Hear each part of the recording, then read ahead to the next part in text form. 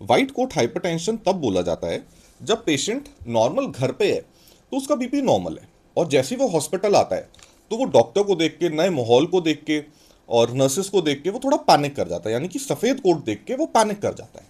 और उसमें उसका बीपी एंजाइटी की वजह से नॉर्मल पेशेंट का भी बीपी बढ़ा हुआ मिलता है। अब हाइपरटेंशन को लेबल करने के लिए अगर दो रीडिंग सेपरेट ओकेजन्स पे दो बार अगर आपने रीडिंग ली और ब्लड प्रेशर की रीडिंग आपको नॉर्मल से ज़्यादा मिली, यानी कि 140 से ज़्यादा मिली, मान लीजिए 144 मिल गई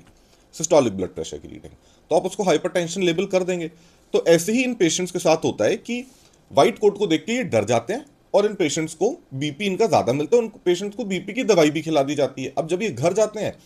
तो बीपी गोली खाते हैं और बीपी इनका लो हो जाता है और ये चक्कर खा के गिर जाते हैं। तो इसका सॉल्यूशन निकाला गया है एम्बुलेटरी बीपी मॉनिटरिंग,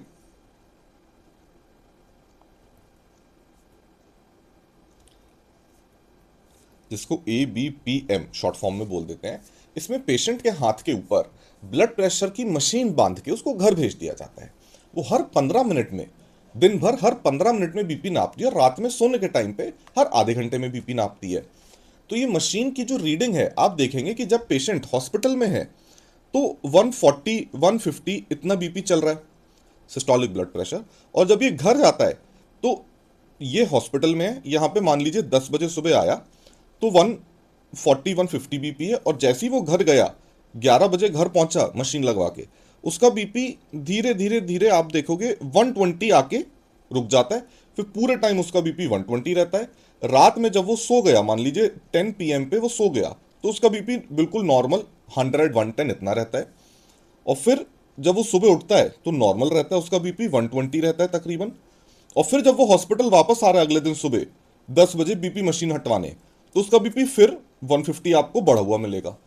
तो ये टिपिकल एक आपको ग्राफ देखने को मिलेगा कि नॉक्टर्नल डिप मिलता है बीपी में, मतलब रात में बीपी कम मिलता है, घर जाते ही बीपी पेशेंट का नॉर्मल रहता है, और जब वो हॉस्पिटल में रहता है तब उसका बीपी ज़्यादा रहता है। तो ये व्हाइट कोट सिंड्रोम या फिर व्हाइट कोट हाइपरटेंशन की वजह से बीपी की दवाई स्टार्ट ना कर दी जाए और बीपी की दवाई दे के पेशेंट का बीपी कम करके उसको चक्कर की बीमारी ना दे दी जाए, इसलिए एम्बुलेटरी बीपी मॉनिटरिंग करी जाती है। आजकल ये एक ट्रेंड बन गया है, एक पैटर्न बन गया है कि कोई भी पेशेंट जो नया आता है और उसको बीपी की दवाई शुरू करनी होती है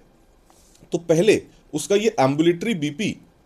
मॉनिटरिंग के लिए मशीन लगा दी जाती है, क्योंकि एक बार बीपी गोली लिखी तो फिर उसको जिंदगी भर खिलानी है वो गोली, इसलिए उसका एम्बुलेटरी बीपी मॉनिटरिंग करा जाता है। और फिर अगर इसमें हम देखते हैं कि ये बीपी हॉस्पिटल में भी इतना ही है और घर जाके भी इतना ही है, और हो सकता है और बढ़ गया, रात में हो सकता है पेशेंट का और बढ़ गया बीपी, तो इस ऐसे पेशेंट्स में जिनमें ज़्यादा बीपी रहता है, इन पेशेंट्स में जहाँ पे 140 के ऊपर मिल रही है हमें सारी रीडिंग्स, इन्हीं पेशेंट्स में खाली मेडिसिन शुरू करी जाती हैं, ब्लड प्रेशर की मेडिसिन शुरू करी जाती हैं।